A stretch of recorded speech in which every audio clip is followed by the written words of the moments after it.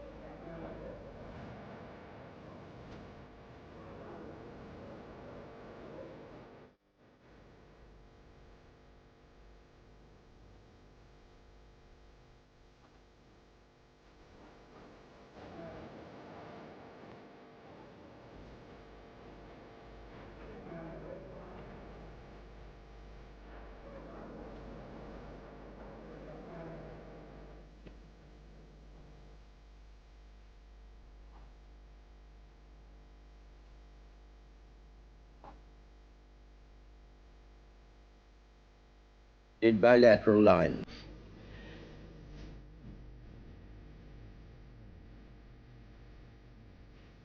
It's noted.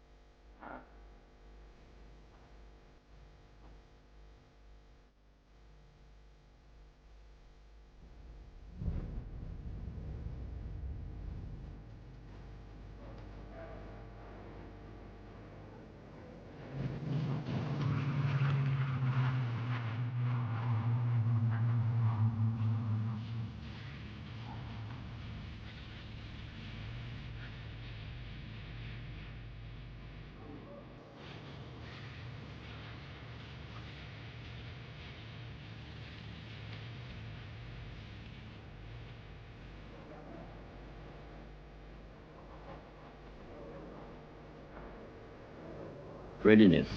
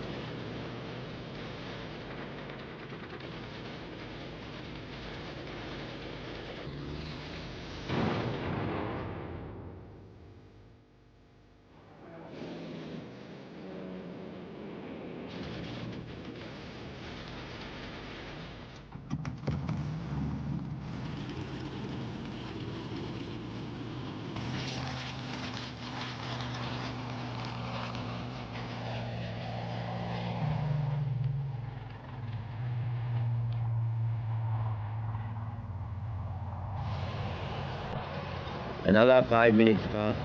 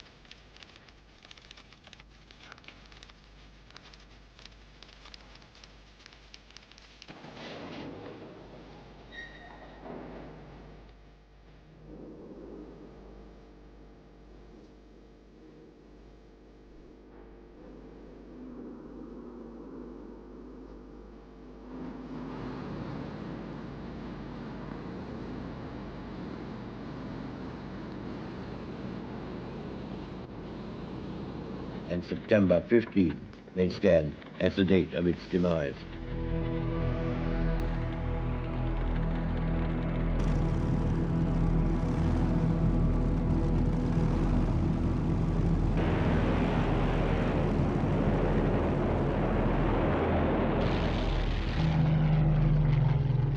It was the turning point. The Germans had not achieved their aim. Hitler, therefore, postponed Operation Sealion indefinitely, ordered his troops onto the defensive, and turned his attention eastwards. The battle, though, dragged on mainly in the form of German lightning fighter raids until the end of October.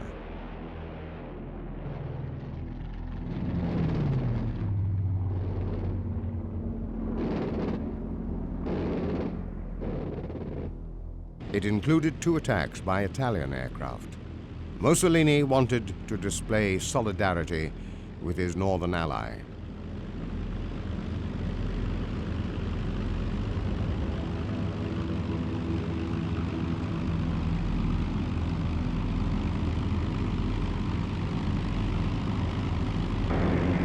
These attacks proved disastrous for the Italians, with 13 of their small contingent of aircraft shot down on the second occasion. By now, though, the British were suffering even worse punishment. The German bombers had suffered too heavily by day and were concentrating their attacks during the hours of darkness, made even longer as winter drew on.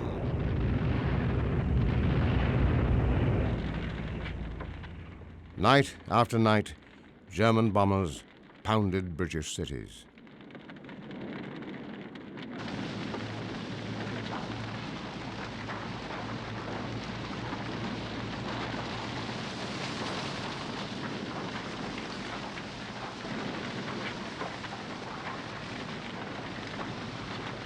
London was attacked every single night bar one up to the 12th of November. The siren sound that Londoners had heard in daylight from time to time during August was now to become part of the daily and nightly life of every child, woman, and man in the capital. For more than 100 consecutive nights, along with the drone of enemy bombers, anti-aircraft fire, and the whistle and crunch of high explosive bombs dropped in their thousands. For the Luftwaffe, there was no pretense of striking only military targets.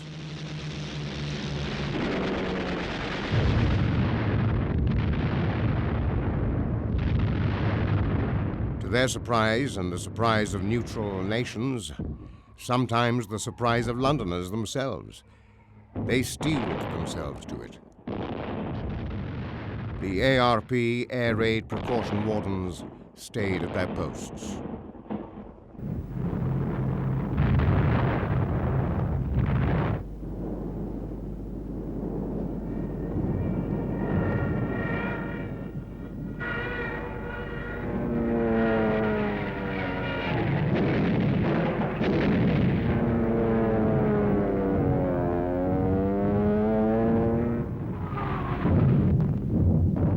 Doctors and nurses worked on throughout the raids. Rescue squads carried out their often gruesome tasks night and day. The bombs fell indiscriminately on hundreds of thousands of homes. They fell on shops, on hospitals, on churches. Even after the all clear, no period of even momentary safety was guaranteed. For the Nazis also dropped tons of delayed action bombs which might explode days later, concealed under cover of unmoved rubble, and through which rescue services searched for trapped citizens.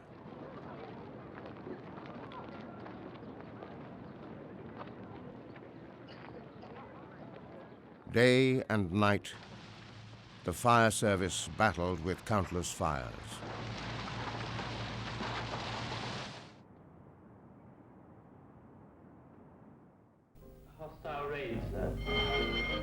The Nazi military policy now was the destruction of the capital, mostly at night.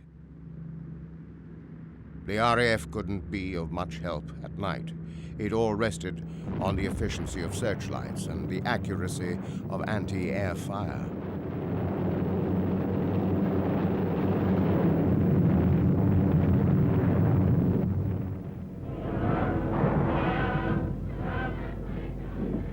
Harvey? Hello, Jack. Sound happy enough down there tonight, don't they? Yes, they're all right.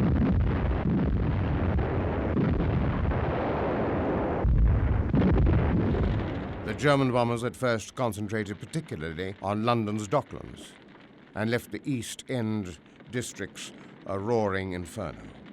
But still the citizens stood up to it night after night. They burrowed underground, wondering whether they would find their home still standing in the morning. Morning after morning, they emerged into the dawn to find out the answer. The Battle of Britain for these months had now become the Battle of London.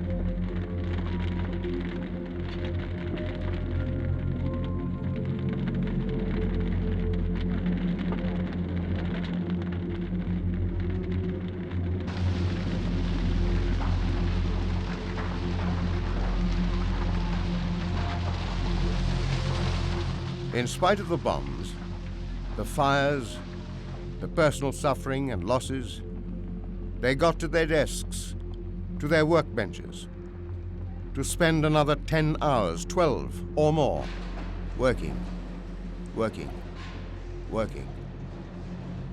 There were times when they wondered whether they would endure much more. But some things gave them hope. Britain was starting to retaliate. The submarine yards there? There's a very good one taken the other night, Coventry. Oh, that? It's around. That's it. Those are the submarine yards. Yes, there. Well, chaps, this is your target for tonight. The submarine and shipbuilding yards at Bremen. It's a vitally important target. British bombers were taking the fight back to Germany. This time with bomb loads, not the propaganda leaflets they had dropped over 1 year before.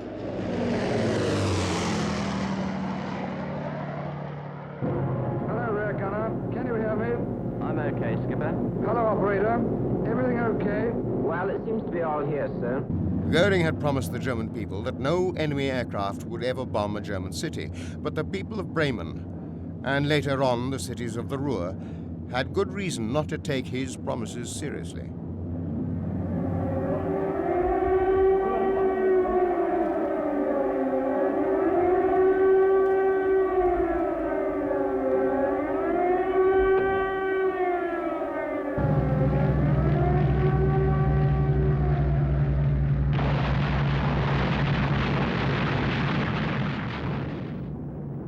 Stand by. I'm going in a glide.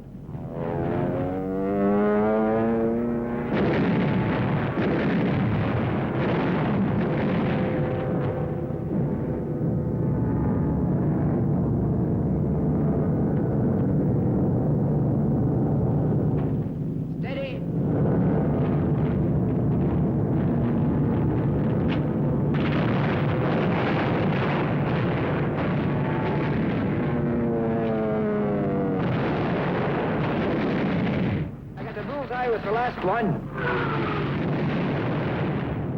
Hitler proclaimed the RAF as night gangsters, and for their crime, he would react on British cities a thousand-fold revenge. The first target was to be the city of Coventry. On the night of the 14th of November, 1 million pounds of bombs were hurled on the city and gave the English language a new word. The city was Coventrated.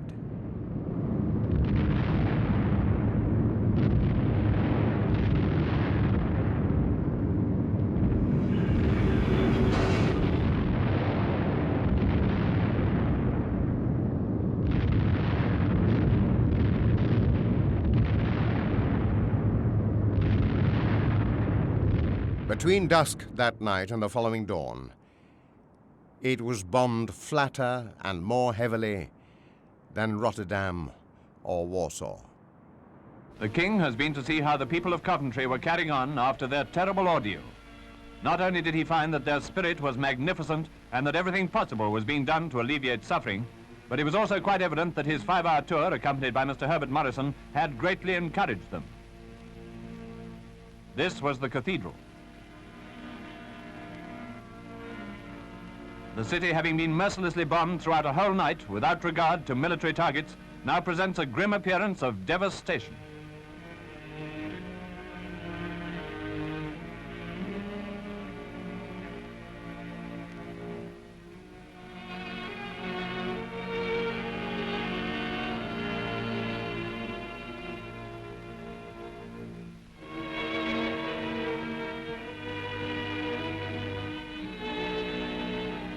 The cathedral spire and the font remain. The rest is rubble. But all that the cathedral represented and the spirit of this centuries-old city lives on. The city of Coventry mourned its air raid victims when nearly 1,000 people attended the first funeral service. 172 of Coventry's dead were being buried in a common grave, yet even while the last rites were being performed, an air battle was taking place high above the cemetery. Even while Coventry mourned her dead, the Nazi came to renew his terror.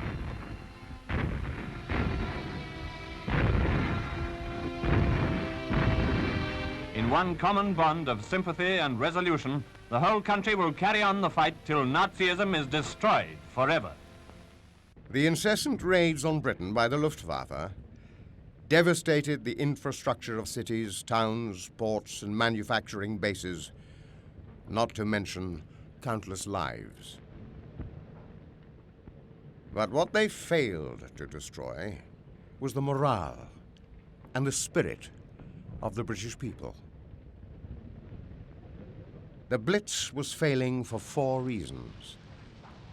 One being the heroism of the RAF, the second being the fact that the local authorities all had well-organized and well-trained civil defense and rescue systems in operation.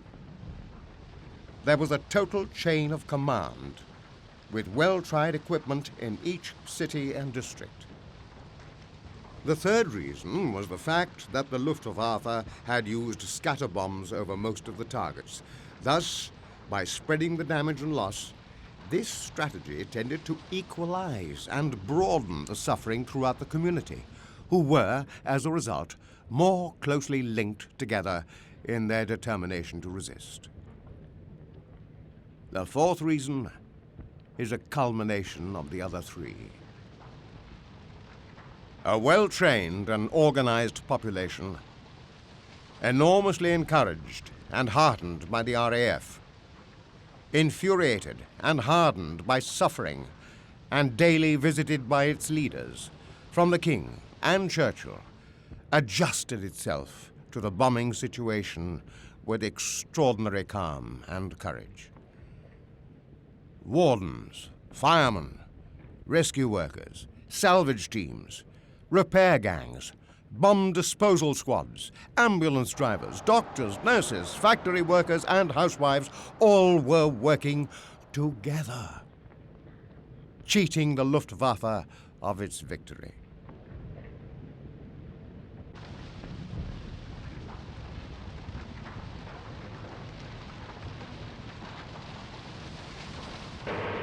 With water pipes fractured and supplies short, they queued in an orderly manner, patiently waiting to fill their buckets. there was a complete air of calm. And for most, life was simply a routine of making do as best they could. Neighbors would work alongside each other, salvaging what few possessions were left after a night's raid. The daily array of ARP wardens, police, firemen, passing volunteers and servicemen, frantically digging, often with bare hands, amid the chaos of disintegrating buildings to rescue survivors, their pets and belongings, became, in every sense, dreadfully familiar. The Luftwaffe flew over 12,000 night sorties during this period of the Blitz. And the terror which the people had to face was daunting and dreadful. Threatened so starkly from the sky, the people soon began to live like moles, scurrying underground into the safety of the shelters every night, only to emerge next morning to yet another scene of devastation. For London, September the 7th, 1940, marked the first day of the terrible months to come, of over 100 consecutive nights of aerial bombardment. As the nightly raids went on, through the autumn into the winter, the terror and horror became more and more familiar. Many people simply went about their business, not even bothering to go down to the shelters at night. This was Britain in its darkest hour.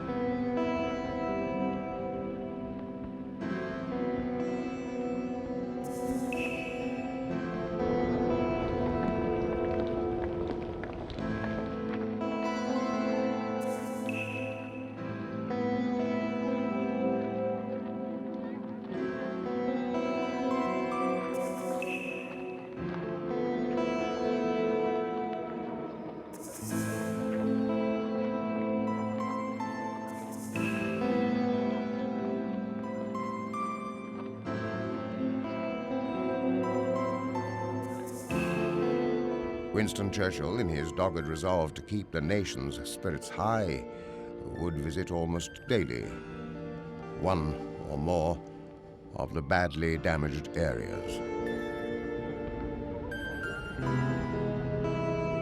On the morning of the 14th of November, Churchill was on his way to his Oxford country home, having been to Neville Chamberlain's funeral, who had died 3 days previously.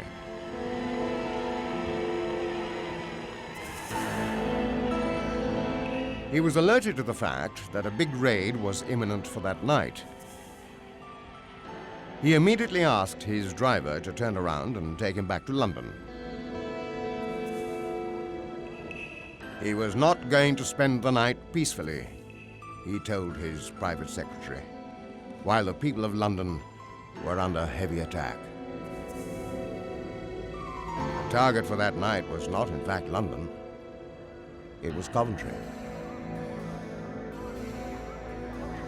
Because of the relatively small size of Coventry,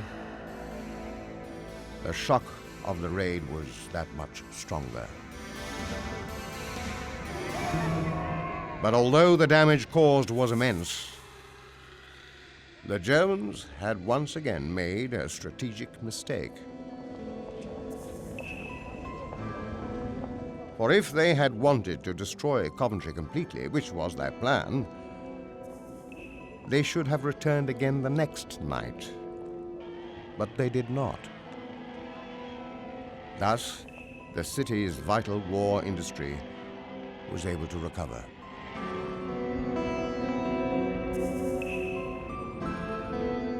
In the first half of September, 2,000 civilians were killed and about 8,000 wounded. 80% of the casualties being in London. From then on, the toll rose steadily.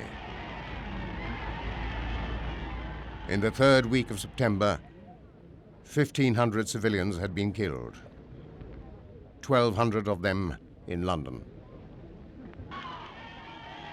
By the end of the month, the toll had risen to almost 7,000 dead. In the months of October and November, this toll rose dramatically higher still. Yet still, the spirit of the people wasn't broken.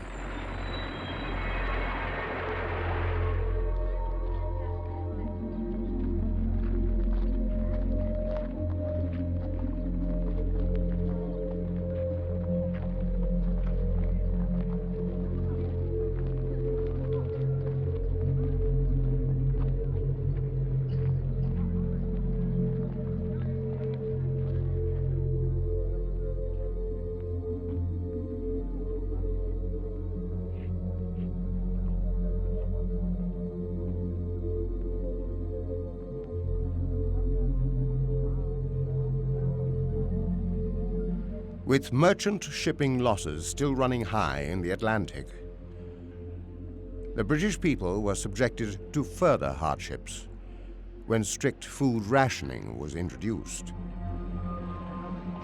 This also covered other essentials like clothes.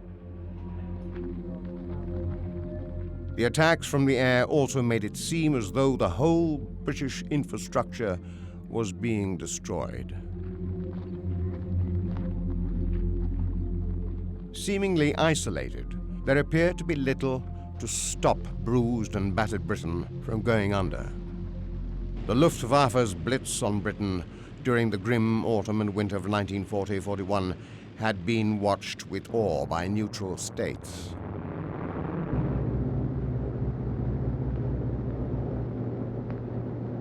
Neutral observers marveled at the way that the country was absorbing such terrible punishment, but many doubted that Britain could hold on indefinitely.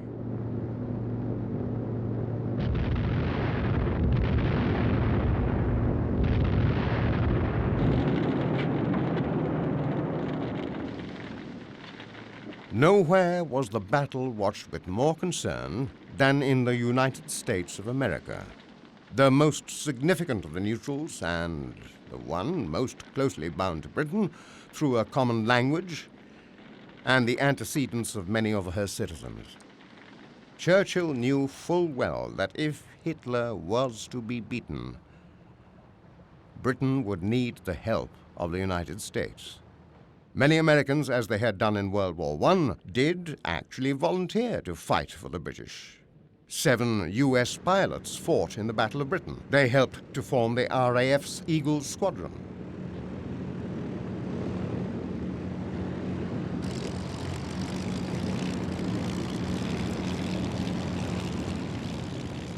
It was, however, the resilience and bravery of the British people which began to catch the American imagination.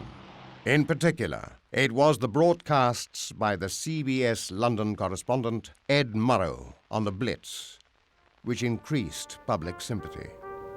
I remember the evening of Sunday, December 29th. It was just like any other winter evening. The first bombers were over London at about 6:30.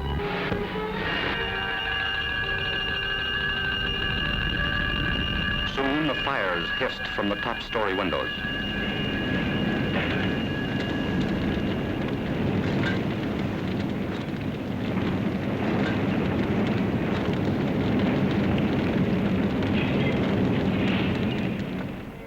Hitler once boasted, "I will rub out their cities." This is what he meant.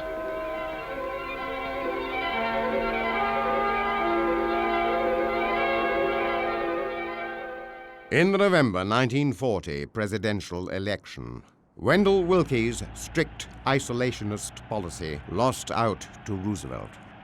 Roosevelt spoke to the American people at the end of the year on the 4 essential freedoms at stake: of speech and religion, and from want and fear. They do not need manpower, but they do need billions of dollars worth of the weapons of defense.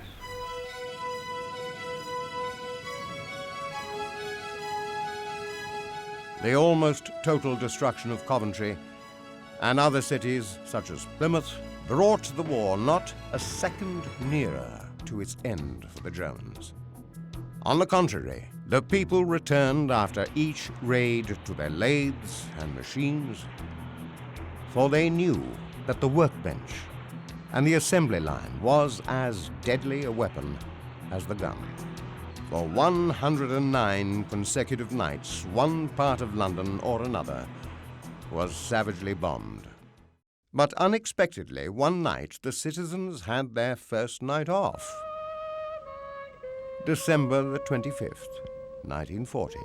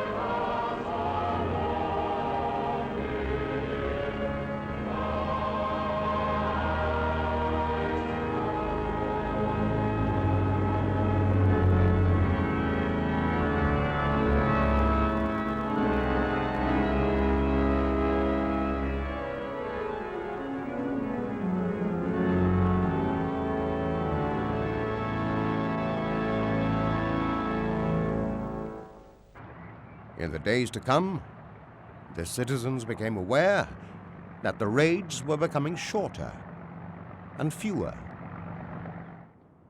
By the spring, it seemed at last that it was finally over.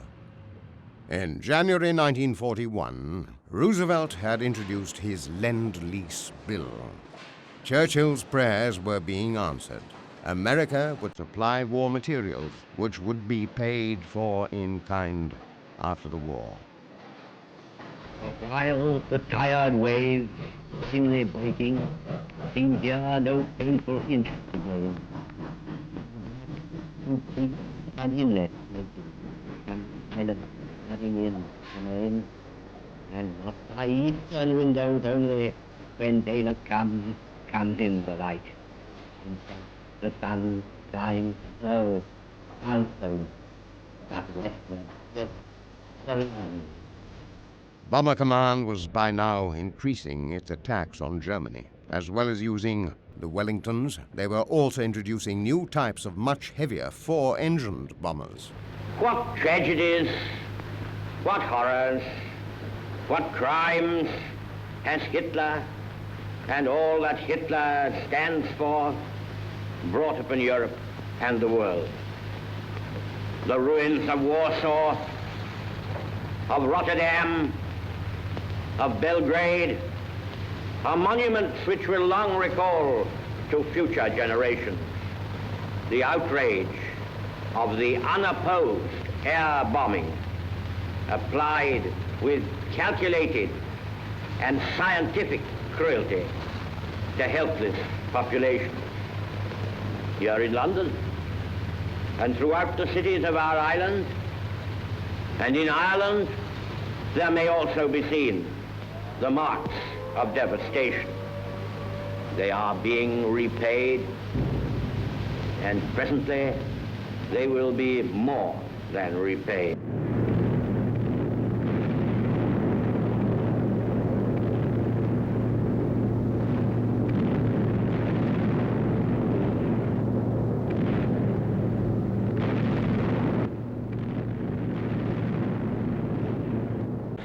The German population was now experiencing for the first time what it felt like to be blitzed.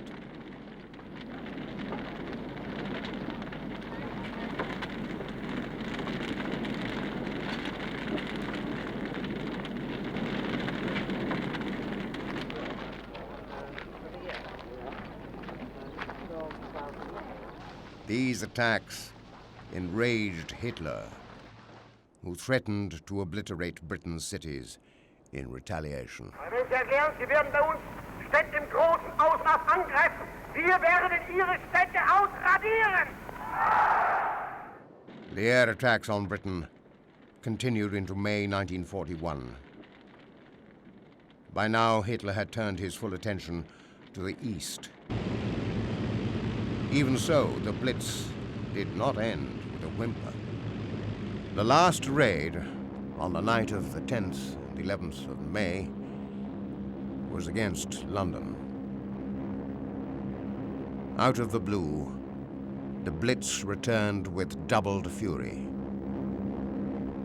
For many people it seemed worse than anything that had gone before, as millions of firebombs rained down on the capital.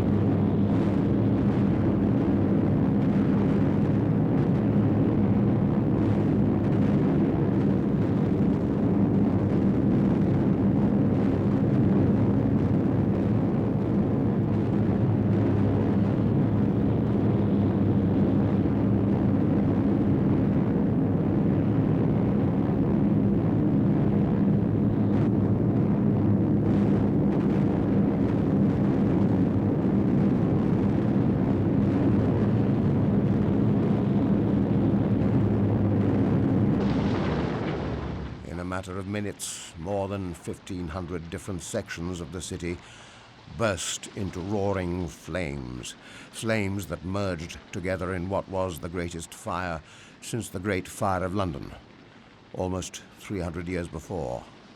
In the midst of all the fires and destruction, vital water mains were shattered and water pressure almost entirely cut off. The men of the London Fire Brigade and their auxiliaries were the heroes of that night, as they had been at the height of the Blitz some months before. They stretched temporary hose lines out to the center of the Thames through mud and slime. Ironically, that night the river had one of its lowest tides for years.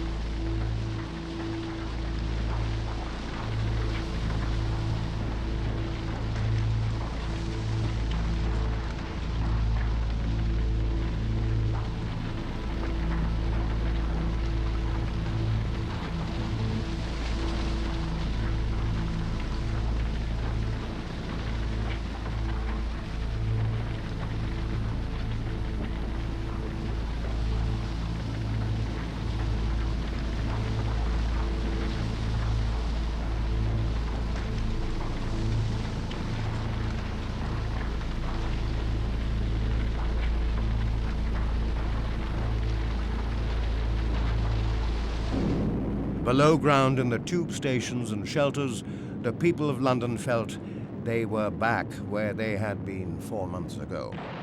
It seemed that they were to have to endure it all over again.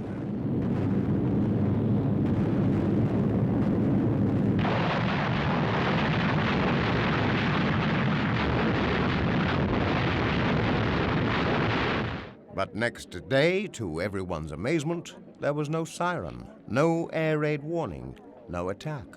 They didn't know it then, but Hitler had turned away from Britain to undertake the conquest of Russia. The Battle of Britain had finally been won, but not by Hitler. For the first time, the Germans had tasted defeat. For almost a year, they had struck Britain with their formidable might. They had killed over 40,000 British people. But from the start, not one single Nazi soldier set foot as an invader upon the soil of mainland Britain. The Battle of Britain and the people who won it also won for the world a year of precious time. Time in which to prepare for final victory. Winston Churchill, the Prime Minister.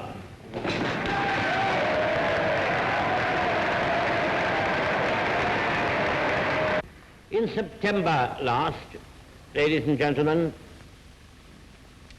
having been defeated in his invasion plans by the Royal Air Force,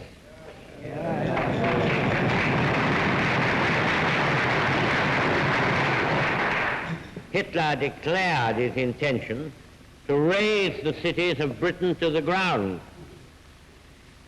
And in the early days of that month, he set the whole fury of the Huns upon London. The staunchness and vigor of London was fully matched by the splendid behavior of our ports and cities when